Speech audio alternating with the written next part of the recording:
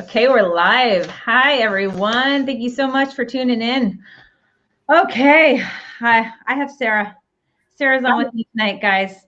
So just let everyone know what we do here for our Facebook Lives. I know I haven't done very many of them lately. It's been crazy with COVID and the kids home from school, but we're back. The kids are back to school. It feels like a bit of normalcy coming back to us, which is great. And then we just had a meeting today with Landlord and Tenant Board with a bunch of other landlord associations and Facebook groups. So we're able to get the operational updates of what's happening, what's going on. So I want to share that with you guys tonight and also share it with Sarah for the very first time. And I want her opinion on what's happening, what's going on, what she's hearing from her members. But before we actually get to hear what Sarah thinks, because who the hell is Sarah, right? So I want Sarah to come on and tell you who she is. And so you can get to see that she's a wealth of knowledge, and she's been so supportive of Ontario Landlords Watch, and me and the Right Club has been so supportive through all these years, and I can't thank them enough. So I'm so happy to actually have Sarah on our Facebook Live. And now it's over to you, Sarah. Awesome. Thank you so much, Kayla. It's a pleasure to be on. I'm excited, and I want to thank you for all of the dedication over the last decade, because it's definitely not, as thankful of a job as we think it is. I mean, you're going out there, you're grinding, you're representing us, and you're doing it out of the goodness of your heart, trying to fight for landlords. So thank you for everything that you do. And you're self-motivated to do it, because I can tell you get probably a lot of hate too, right? From tenants saying, who is this Kayla person? And so thank you first and foremost for that. And just to answer your question, I mean, I'm a real estate investor. I started back in 2013, retired recently in October from the job world. Of course, I still love real estate. I'm still actively purchasing. Thank you. And you know what, my main strategy to do what I did and leave my full-time job essentially was the BRRRR strategy. So buy, renovate, rent, refinance, repeat. And I'm a landlord. I do have short-term rentals. I have medium-term rentals. I have long-term rentals. And, tenant screening is very important, as you know, and managing as well, and ensuring that you do have systems in place. Other than that, I am the co-founder of the Right Club, and that's a real estate investing, training, and education club across Canada. Also host of two ranking podcasts. One is called Where Should I Invest, and the other one is the Right Club podcast. Otherwise, I mean, I guess I get invited to things like what you've got, which is amazing. And we can have conversations around it. And I'd love to give back and help others. And, if I can teach others how to, get further and get towards their goals. And that's what I like to do.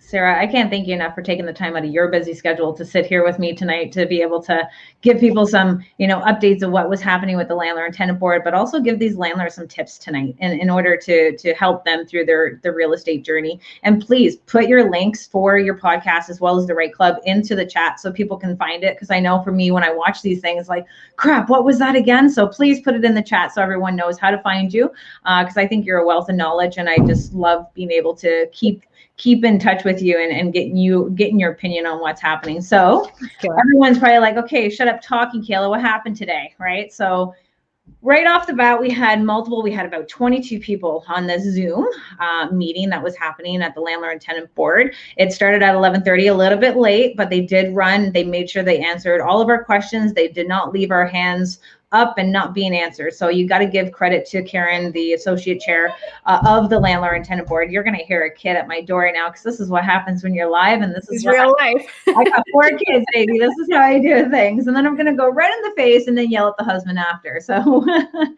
so now that we have Karen, she's in large and she's in charge. Like, she is definitely pulling her weight, guys. Like, I think you have to give ourselves some hope to understand that we have Karen, and she's putting some really good operational updates and changes to the Landlord and Tenant Board to really address the concerns that we're all having at the Landlord and Tenant Board as landlords, as tenants. And can I ask some questions along the way, just so that, like, I'm just curious, like, so can you go in a little bit of detail of like who Karen is and like why she's important and what her role is? So Karen's the associate chair to the Landlord and Tenant Board. So she is the one really overseeing everybody that is at the Landlord and Tenant Board. She's communicating right now with the Ontario Ombudsman. Can you guys hear that baby crying? I swear the dad is there. He's there. Gotta love this. It's gonna be saved on our YouTube channels and everything. So this is great. This is what happens, right? You gotta roll with it, and real life, it can't be all like picture perfect. It's not like Instagram. He's probably watching from his phone, probably going, "Oh, look, my wife. She's on Facebook right now. I can hear the baby. Let's go check in." So, anyways, so I'll see if I can kind of get this spitted out before our 30-minute mark here tonight. So Karen is overseeing everybody. She is the one communicating with the Ontario Ombudsman. Now, a lot of people might not think filing your complaint at the Ontario Ombudsman is like, what are they going to do? How are they going to do it? But they're actually giving our issues and our solutions that were given to the Ontario Ombudsman, and we're giving that out to Karen, and she's been able to work on it. Oh my goodness, I can't even, I am so sorry, guys. I don't even know what to do with myself right now. We should do this on live. We're going to call the husband on live right now. You guys are going to witness this. Are we putting this on speaker? I think we should. I was just wondering how he's going to react first. Be like, just in case there's a few F-bombs, right? Yeah. He's like, oh man, I thought Ethan was watching them. Okay, you know what? I'm going to put myself on mute.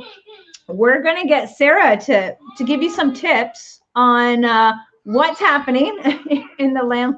Look, we have people tagging Eric for me. You guys are awesome. So while you deal with this here, what I can do is, and I'm not gonna pretend that I know half as much as what Kayla does, or even probably a tenth as what she knows about the LTB. But what I will say is, if you're watching this and you're a new real estate investor before you become a landlord, or even if you're a newer landlord, read the RTA, or if you're not from Ontario, whatever, the Landlord Tenant Act says in your region. It's really important to have a really good pulse on the laws for your region.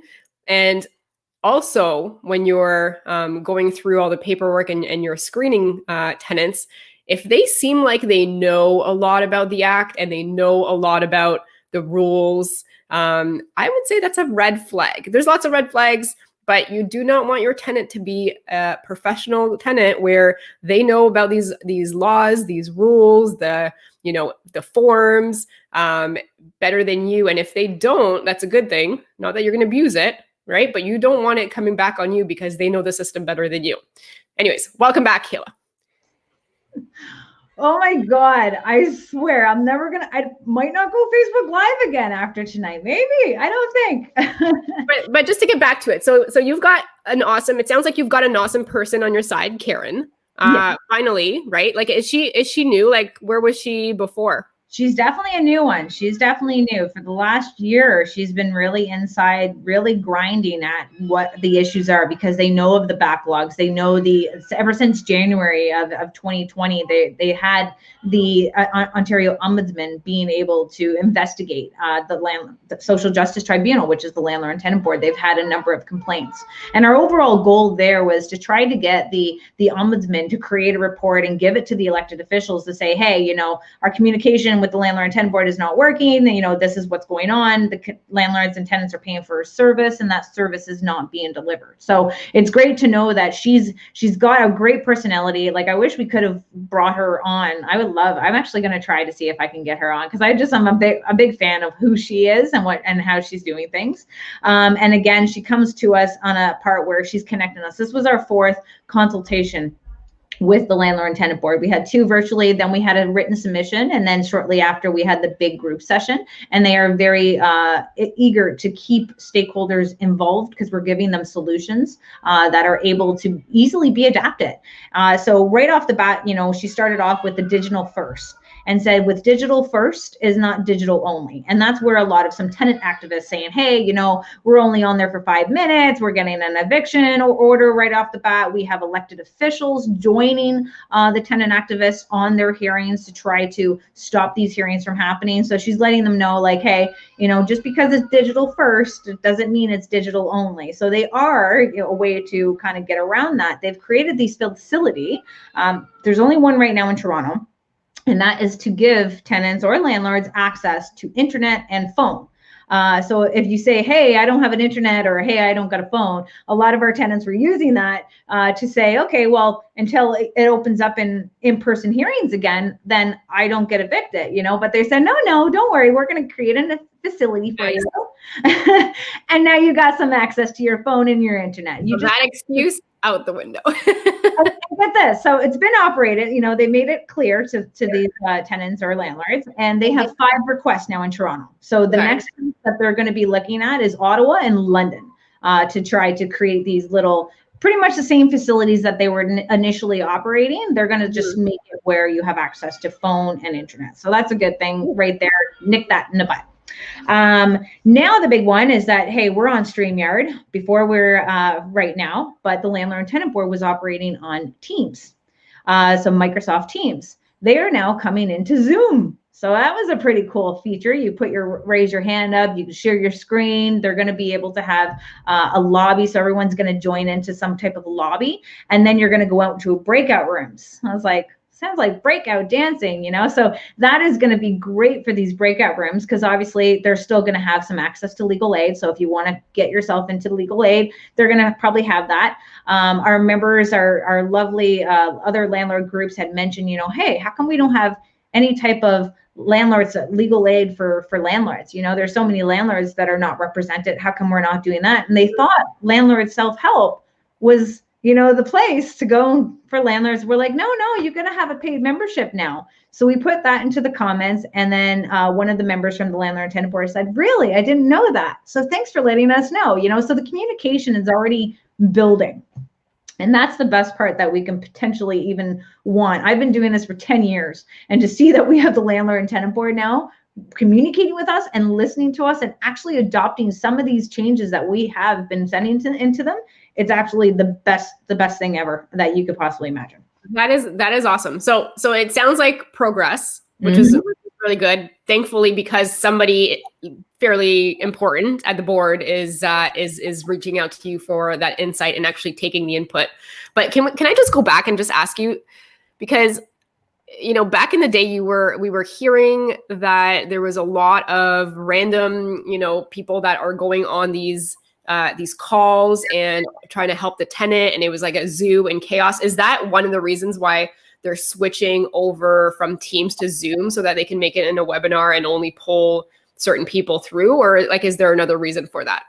I don't know for the exact reason. I think it was the communication of being able to share screen, being able to put your hand up. I think they're still going to have that type of, just like it was, they have a tenant union, they have people coming in, they're bombarding it. But I think it might be the kickoff portion of being able to kick somebody off, unless it was just a better platform. But that's why they wanted us to use Zoom with them to see how it was. And there was a glitch, and you can kind of see if there was a glitch, or their mouth was frozen, but they were still talking. So it was it's really not that important to see which one it is, as long as we have that platform to put our hand up, to share screens, to share evidence. That is the overall group to it. So I think they were really talking about the breakout rooms and how that is going to be more important for them. So I don't know too much about Microsoft Teams. I just thought it was pretty cool at first, but hey, at least whatever they need to do. Can you go into some detail, what is? I mean, maybe everybody knows on the call, but I'm going to assume that maybe not everybody does. But can you talk about the importance of having a breakout room, why that's important? I think they're going to have the breakout rooms because we have our legal representation, the mediation portion of it. So a lot of these, just like a normal landlord and tenant board hearing, they would put your hand up. Whoever is here for legal aid, do you need legal aid? Landlords put their hand up and they say, no, not you, landlord, just the tenants. Then they would go and speak into in a waiting room and kind of get that legal aid. And they'd probably be able to do that with bulk tenants to talk about their legal situations. And then you have the other side of not just the legal aid, but mediation. So it's a way for them to almost have their own little mini case going back and forth, trying to mediate, trying to get a consent order to the landlord and tenant board. So that I know Karen was kept talking about the breakout rooms. And I think from our members in the group, they said that it looks like Microsoft doesn't have that type of facility. So I think that's where they're really going to emphasize the breakout rooms to address these matters, because they go back and forth. If anyone's been able to take part in these hearings that I've been a part of, some of them, oh my, you should see the adjudicators. They look stressed out. Like, I'm surprised they're able to keep these people. Like, we all say, hey, we want to be an adjudicator, $110,000 a year. And you look at them and you're like, no, man, that's all you. Yeah. So that part, great news, but we had to get down to the nitty-gritties of the issues, right? When we talk about these old applications, and this is a tip for anyone who's watching now, and you got a hearing that's been filed way back and you haven't had a hearing date, you need to email the Landlord and Tenant Board right now. They talked about having these old cases, and these old cases are falling through the cracks, or the ceased applications falling through the cracks. So making sure that you are communicating and sending an email. Don't bother calling, because you're going to be waiting forever in order to get that phone call with the Landlord and Tenant Board. So make sure that you're emailing them and telling them about your application, because that's it's not normal right now, where they have been dealing with the backlog. So this is something that we want to make sure that you're doing, is emailing your the Landlord and Tenant Board. Are you able to share what the backlog looks like now, just in terms of time? They still couldn't even give us that at the meeting, because we talked about priority. We talked about like which applications are a priority. They talked about regional blocks and how they're doing it in sections. So they have like L1, L9, and now they're working on the L2s from March and April. So they're kind of taking the application and stretching it out. And that's the part where we're kind of like, it's a little bit, that's where we gave her the solution of, if you have one tenant and they have multiple applications on that one tenant, it's really beneficial for the adjudicator to be educated and equipped and trained to handle all of those application processes. Not just, okay, I'm at the Landlord and Tenant Board now for an N4 for non-payment of rent, but now you're telling me to come back later for an N12. Deal with it all at the same time, and that's what they need to do. So she said that right now, you guys are probably thinking, okay, how many adjudicators have they've hired? So in 2020, they've hired 34 new adjudicators, and in 2021, they hired 5 new. And she said this is the most adjudicators that they've ever hired in the history of Landlord and Tenant Board. So we're like, that's great, but now we want consistency with these adjudicators. And she also said that they can make some mistakes because they're new, but there's a 3-month training process that they go through with routine training that comes of being a part of the job. So we kind of set out there, like, if you have new adjudicators, and we understand it's growing, they need to get their legs to be good adjudicators. But what happens if they make mistakes and they throw out applications that should not be thrown out, and now landlords are waiting again to have that done? I mean, are they also adding more because of the additional like N4s, L1s, just problems that landlords are having because of the pandemic? And that's why they're also adding more? Or was it always in the plan to add more because we were just so low to begin with? A lot of this is going to be, we're so low to begin with. Okay. So they know that we were already in a backlog. And the other part is that everyone thinks that they went digital because of COVID, but they were actually talking about this before COVID. And this is the great thing, is because we've actually had that concept, that solution given to them to say, hey, we need to have more virtual hearings, so that way we don't have to worry about tenants saying, hey, I couldn't show up to my hearing because of bus or a babysitter or work. Now they can skip out for that time frame by their phone, by their computer, and it does bring access to justice. And that's the terminology that I'm hearing through this meeting, was access to justice. And that's what we've been saying through our protests, is that we are denied access. Access denied or delayed is access denied. So this is about denying people access into getting their problems dealt with. So it's, and that's why I really feel like, if you have a complaint, guys, I can't stress enough, make sure that you're contacting the Ontario Ombudsman so that you can file your complaint regarding the delays at the Landlord and Tenant Board. I know they're working on them, and it's great to see that, but we still need to keep our voices loud and heard. Absolutely. Thanks for doing all that. I mean, that's already exciting. I'm sure you've got other things to talk, that you want to tell us about, but just the fact that they're hiring this many more, I think is going to be, once the backlog, I mean, obviously there's a big backlog, I think, at this point in time, but once that's cleared, that was one huge problem out of many problems, but one huge problem is there was just not enough of them.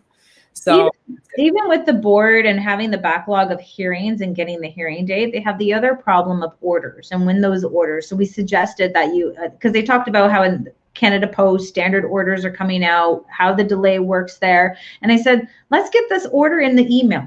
If you have an email consent form where you're allowing the tenant and the landlord to communicate, to give certain type of applications to each other through email, and on the standard lease it says you agree to have this to be communicating with your landlord through email, provide your email address. This should be grounds in order for us as landlords to be able to serve our tenants these type of documents, as well as the landlord and tenant board to serve these orders, so that way we don't have that delay in the orders. Because even though you get a hearing, that's great, but until you have that piece of paper with that stamp to get to your actual sheriff, what are you going to be doing with it? It's actually pointless. But she stated that she has appointed a vice chair, and his job is orders. So it's more making sure all the adjudicators are getting their orders out. So this is the great part where she knows it's an issue, and she's getting someone to be really in charge of making sure that the orders are getting out. Awesome. Hey, Kayla, just curious, like what does it take for somebody to be an adjudicator? Like how much do they need to learn and do? And are they just regular people that are just doing a little course? Like I have no idea. Like,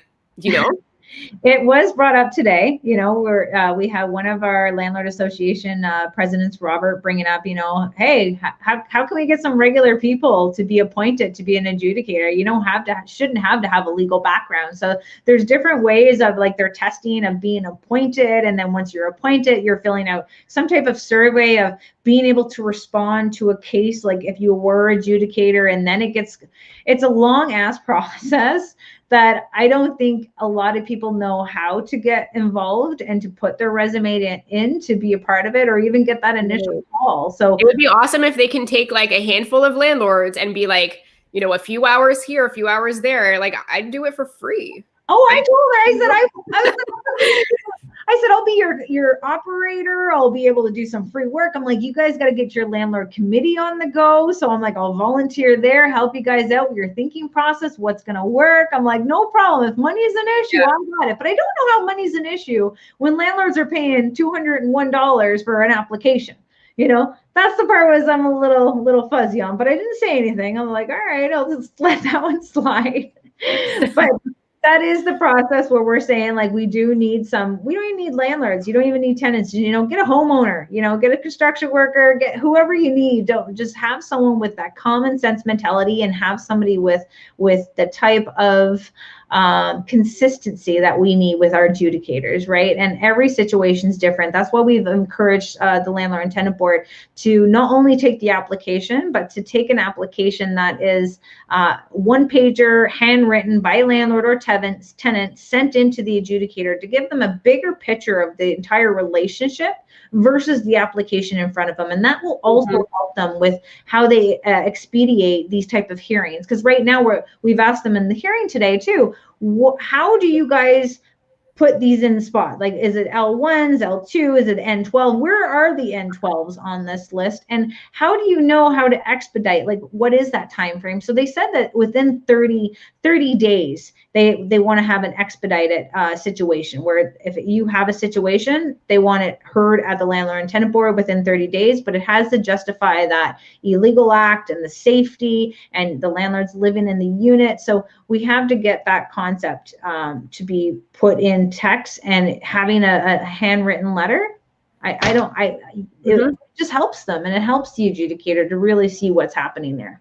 Because, you know, if you've got an N4 and then you've got an L1 and you've got one tenant that's abusing the system, that's like, I'm not going to pay because I don't have to, versus somebody that's struggling but trying to come up with enough, you know, to help at least half, I don't know, or come up with a payment plan, or somebody that is truly just not able to pay versus somebody that's abusing the system. Like, I don't know, the people that are abusing the system, in my opinion, like they should be moved right in front of the line. And, you know, it's hard, like for them to say, okay, is this one more important? Is this one more important? And, you know, there could be some, and it could be on the land, it could be on the tenant side too. Like there are some horrible landlords out there, right, as well. So I agree with you. It should be like without no payments. You know, I've said to Karen and her team today, I said, hey, we have people who are abusing the system. They've received CERB, they've had EI, they have portable housing benefit, they have rent banks. To see an account coming in front of an adjudicator and the adjudicator saying, okay, can you show us proof that you were able to work out a payment agreement with your tenant?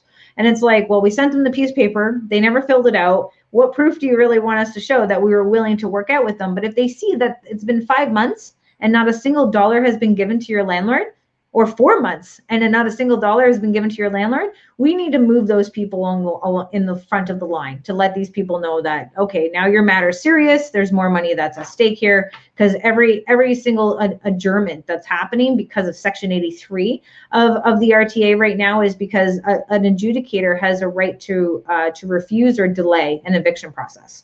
So a lot of landlords are pleading Section 83 and getting their cases adjourned so that they have another hearing date. And I told her, that section's now being abused. So you have to have your adjudicators educated on which tenants are abusing that and which ones really need it and which ones are just trying to live rent-free without paying it, because our landlords are going into hardship situations. Absolutely. Oh, I have so much to say, guys, and I can't stay on the call too much tonight with Sarah, because I know she's probably got a coaching call that she's going to be doing probably around the 7 o'clock mark, I bet you. I'm actually going to I bought some sushi. I'm going to have a nice dinner with some wine with Matt. But what are some of the other key, so before we do wrap it up, but what are some of the key things that we need to know from your meeting today that, that you haven't mentioned yet? Okay, so case management hearings, they're going under review. So it's about what decides a case management hearing versus a full-on hearing. We're thinking like N8 applications, like, no, this is something that doesn't need to be on a case management hearing. This needs to be to a full-on hearing. Legal support, they're trying to get legal support into the Landlord and Tenant Board for landlords. The bulk hearing applications, that's going to now be done through the emails, so that you're able to bulk your applications together, sending that through email. And there's a portal that landlords can pay as well on the Landlord and Tenant Board website for when you are paying by doing the bulk applications, but still L1 and L2 applications are still through e-file. We're encouraging the adjudicators to make a judgment at the time of hearing, so that way we know what's happening and we're not just waiting for something in the mail there, and it can kind of set that precedence to other people watching. This is the judgment that's happening. The adjournment date, we're encouraging, if you are going to adjourn an application process that's happening at the Landlord and Tenant Board for whatever reasons, maintenance or lack of information, we want to be able to give the adjudicators power in order to initiate a new hearing and giving all parties a new date at that time. Expedited hearings, we talked about that, trying to get that very into a letter so that they know what applications to expedite, especially the N12s. People are selling their homes and they can't sell it because the tenants are refusing to leave. Deals are falling apart. People are getting sued because you can't close it. Nuts. That, like, if at the end of the day, there's got to be something for that. Like you said, like some of those, if you're selling your house, this is why I go month to month. I don't do anything with like year-long leases with anybody. But let's just say you want to sell, and all of a sudden your tenant wants to play a game and say, how much are you going to give me to leave? Because they know that they can. That drives me crazy. But keep going. I mean, that's like one of those things. Like I think that's like on the list of like the most awful things that somebody can do, and they try to extort money from landlords. Horrible. It's happening over and over again. That's all my phone's been ringing off the hook, and I answer as many landlords calls that are coming through messages just to help them through navigate this type of system to try to see if this was a reason to expedite a hearing. But again, this is, I feel like there's a mass exodus happening. Like a lot of people may think like all these landlords are selling, and it's still a good investment to be in, but some landlords who are single families or condos, they're now starting to offload. And they're offloading them one at a time. It's not so noticeable right now because you're not selling 5 at the same time, because you'll pay capital gains at the wazoo for it. So they're doing it slowly. And the big ones that are happening is the single families. As we have a rental unit for rent right now in Kitchener and Cambridge, the number one reason why these tenants are coming to us is saying that the landlord's selling. So what is that time right now? The market's hot. People are getting a crazy amount of money for their properties. Let's get out now while it is, because with the eviction, we'll call it eviction ban. It's an eviction ban. With the eviction ban in itself, and knowing that there's a potential of a third wave, with another third wave, there could be a third eviction ban. Can our landlords hold on to this? And are the government understanding that they are causing conflict, and these elected officials are causing conflict in this industry? Because if they're not teaching tenants on how to go after their landlord, then the tenants go after the government and trying to enforce the government to give them the relief that is required from them. And that's what they don't have money for, because they rather send $2.5 million, I think, on bracelets to make sure people are away from each other. So you get to see the type of stupidity that we have. And this is why I encourage all of our members to go on your elected officials' social media pages and educate them. Tell them about what is happening, how landlords are getting out of the game. And once you sell a single family home and sell it to a buyer who's going to move into it, what are the chances of that property becoming a rental again? We're losing supply, and it's going to be hitting us harder than ever.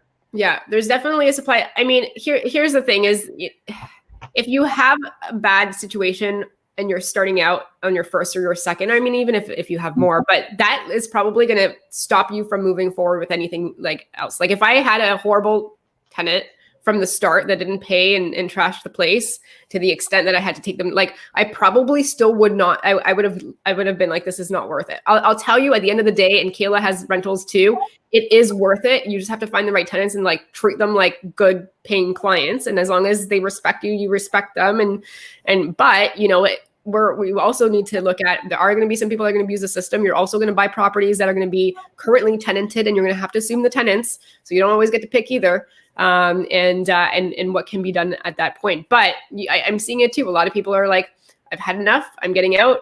It's unfortunate, because I think it's still the best investment ever, to create freedom in a reasonable amount of time. But it's true. We have to get ourselves into being able to protect ourselves, and it's all about the tenant screening. But if you find yourself that you're not, how, and this is why everyone will probably see, if I message you and I'm telling you about Landlord Credit Bureau right now, this is the game changer. As I started Landlord Watch, I was able to contact landlords from Kijiji, and I'm like, hey, I'm calling about your semi. I'm not calling to rent it. I just want to let you know, if you have a tenant, they don't pay your water bill, it's going to your property taxes, get down to the city hall. You know, that's how I communicate it with landlords. I send out your message. I give you what is what you need to do, the call to action. And this is why Landlord Credit Bureau is going to help us with the screening tool. Yes. So good. It's amazing to go into our rentals now and say, oh yeah, by the way, I'm going to be reporting your monthly payment history to Landlord Credit Bureau. This is going to go great for you. It's going to build your credit. You're going to absolutely love it. So the good ones are like excited for it, ready to fill out the application. And the other ones are like, okay, can I fill this out at home and give it to you? And I'm like, sure, no problem. Have a great day. And that part is just the initial of the screening. Then if you have your tenant and they're getting those rent reminders, because I know some landlords were out there and we're like sending out saying, hey, just let you know, can you send rent through? Well, sometimes it's nice to know that you have another service to do that for you. And that's what Landlord Credit Bureau is doing. It sends that rent reminder. When the tenant is in the arrears, it's sending the tenant a rent arrears reminder, letting them know how damaging it is to their credit report. So, and now landlords can say, okay, it's $19.99 a month with a OLW 15 code. You can get 15% off of that monthly, or you can jump on to the yearly membership, which is $199 a year. And then it's 60 cents a lease. So you have 5 people in lease, it's still 60 cents a lease. Now, when you work on that philosophy of what you're paying for a membership, considering it to be a union, considering it to be $186 to $201 per application, and it's a system that's connected the landlords together, informing the tenants that there is repercussions for their actions, and rewarding our good tenants for what they actually deserve, so that we can help them buy property later on down the road. But I like to put ourselves into, it's a union. Like, that's why I'm so excited about them. I get too excited about them because I really feel that this is what is needed in our society, in our rental business. Yeah. And they also allow 6 years. So if you've got a tenant that didn't pay 2 years ago, you can actually, as long as you have their birthday and their names, essentially, you can actually put that through. Hopefully something happens. At some point, they'll get an email. They might get rejected on a purchase of something else. And they're going to look at it and say, oh, so-and-so put the rent arrears $6,000, and who knows, like, you still have maybe a chance of getting paid. So I think it's awesome. I actually just did a webinar with them as well. They have a great product. So, definitely check them out. Oh, I just love it. If anyone has a podcast or an interview, get them on to talk, to learn about them. There's lots of some questions, as you're reporting your tenancy, then you have the collect feature where it gets put into the collections. It goes right onto the trademark. It stays there until payment is made on the former tenants. You don't need a judgment. You don't need consent to report bad debt. But if you do have a tenant that is new, you're putting it into that lease so that you're getting the consent to report their good payment. But once they become bad, delinquent amounts that need to be, there's no consent. If they're bad, there's no consent. If they're good, you do need consent, which I like. So, that's really all we need ultimately at the end of the day. If they don't, if they're paying on time and they don't want to consent, whatever it is, what it is. But as soon as they're late, then consent's gone. They're going to have credit checks soon. So we're still waiting. A lot of changes are happening with Equifax as well. So it's not so much as there's not a delay on the landlord credit bureau side. It's more of the Equifax changes are happening. So be tuned to see what's going on there. But I'm going to keep ourselves connected to the landlord and tenant board as much as we possibly can. They're going to be doing another one, another meeting in 6 to 8 weeks. They have more changes that are coming. We've also like to say that with the new changes with Bill 184, they talked about L10 applications. And Sarah, I wanted your input on this one before I let everybody go. All right, let's do it. So now that we have an L10 application, so they're now going to allow landlords with Bill 184 to bring your tenant back to the landlord and tenant board to deal with rent arrears, damages, or utilities. Sounds great, right? Yay, no small claims court. We get to go to the landlord and tenant board. Now they say that in order to file the L10 application, so this isn't only in draft right now, it's not happening right now, but in order to serve the L10 application, the landlords have to serve their tenants at their new address. So we know how that is exciting. I do not know any of my old tenants' new address. Yeah, this is the concept where we're like, that's not going to quite happen as much as we think it is going to happen. But the best of it is that especially if they move on bad terms, they're not going to tell you where they're going.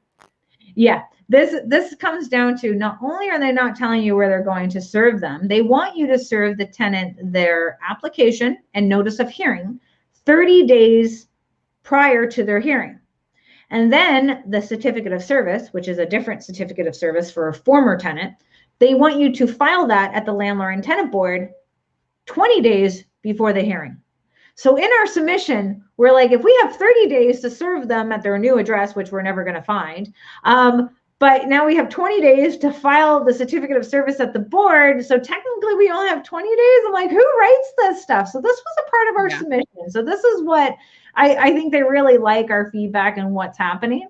And then inside it talked about our rent increases and how we can only give one rent increase for 12 months, except 2021, you can't. But they said you got to give 80 days notice. And I'm like, I got to rush up on my increase, but I'm pretty sure it's 90 days. So we made sure we made that very obvious in our written submission. But this is what happened. Is why we all have to be on our toes. Don't sit back. Don't wait. You got to continue to keep engaging with your elected officials. Continue with the Ontario Ombudsman. Continue with reaching out to the members of the landlord and tenant board, because they are showing that they have been wanting to engage with the actual stakeholders. There's going to be lots of changes that are happening. But being able to be a part of our group and helping each other out with that day-to-day operations and navigating this crazy system, do me a favor and sign up with Landlord Credit Bureau. This is something that I feel is going to be good for you. It's going to, I put my resume in. I'm asking them to hire me, but I won't even have time with 4 kids right now. So but I really want to work with that. Just if you have any questions, we have our connections there as well. We have different services that I'm interviewing right now that I'm trying to bring to our team, because I think it's about not only putting all of our faith into the government and into the landlord and tenant board, but we have to look for different products and different services and different programs. And that's why I wanted Sarah to come on, because when you're getting into understanding how to screen your tenant and thinking that it was good, but you're trying to rush, because sometimes these good tenants are being taken. So if you have a good candidate and by the time you're done all their checks, they already got accepted at another place. So sometimes you're feeling too rushed to accept someone, but in reality, you still got to take your time, do your part, and do all the checks that are on there, but letting the government know that because of all these changes of the RTA and the LTB, that the screening for private landlords have now tightened up, and that's why they're going to feel the pressure from people needing government housing and more assistance. I mean, that, and then we're also hearing people waiting a few extra months to find the right tenant because they don't want to take the chance because of this 12-month or whatever backlog. I mean, I would rather leave my place vacant until I find the right one. If there's some little tiny red flag, maybe 5 years ago, 6 years ago, when I was first starting out, I would have been like, should I not? Now, absolutely not. I'll let it stay vacant. I don't care. And I'm actually taking some of my rentals and I'm making them into occupancy agreements, medium-term rentals, where I'm actually, having a price per night furnished.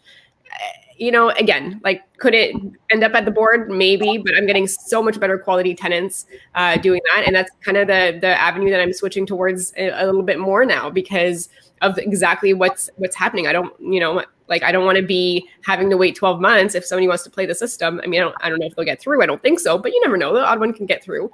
But instead, I'm like, who is the best type of tenant? Is going to be the people that sell their house. They bought another one. There's like a 1 month to 3 month in between. They have a great story like that. Like they stay in my place and then I get like so much more cash flow from those types of tenants, and they're in and they're out and they're clean. And I can look at their prior reviews on Airbnb. I mean, I don't know, like to me, that makes sense. If the LTV decides to clean up a little bit more and, get back to normal, then I don't know. We're still going to be making money. There's just going to be different strategies to do it. And, unfortunately, it's not going to be in favor of providing as much housing for long-term rentals. And that's where, like, with, not only landlord credit bureaus that you're reporting the monthly payment history, but you're able to do their tenancy searches. So any landlord that's reporting, and you can leave a review on your tenant. So in our group, we talked about a tenant who created this website where you can review your landlord. I'm like, well, we got one that can review the tenant. What do you think about that? The chaos that's happening is ridiculous. And that if someone is bad mouthing LCB right now, it's the bad tenants who are like, oh crap, how far is this going to go for us? But when we get ourselves into doing that screening and being able to help each other and being inside of this group, like, we've never had this before. We have multiple different landlords groups out there. We have multiple different landlords associations. And I think it's great to see that we have everyone at the bat trying to advocate. And I can be more happier to see how we have more warriors to win the war. And that's what it is. It's literally a war that's going on. We're having counselors block our members and like, oh no, the landlord lobby group is coming after us. And we're like, are you kidding me? You're a Ward 4 counselor for the city of Toronto, and this is what you say? Like, all right, this should be good.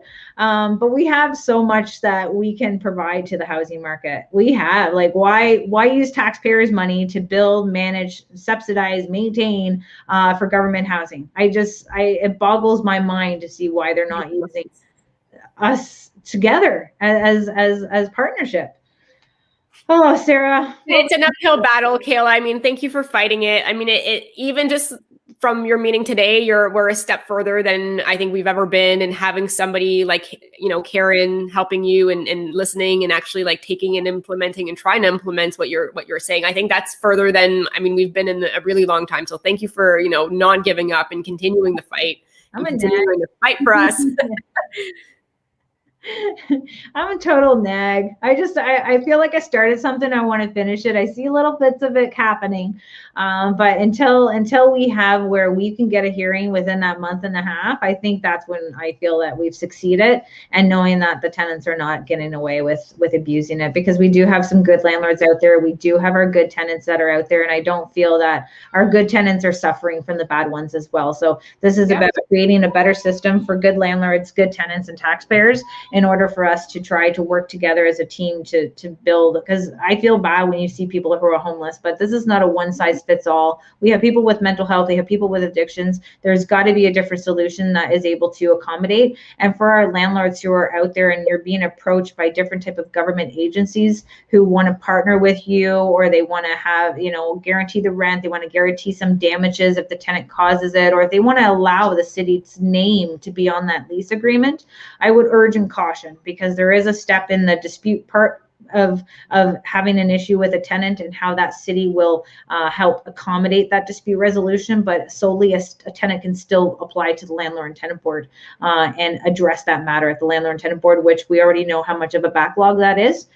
So we do see these changes happening. I want everyone to stay very positive on these changes, but don't give up advocating. Do not give up emailing the landlord and tenant board, your elected officials, and making sure that you're telling people about our group, telling people about Landlord Credit Bureau, so that we can all kind of stay together as that united front as investors, and protect our investments, as well as and protect our good tenants that are out there.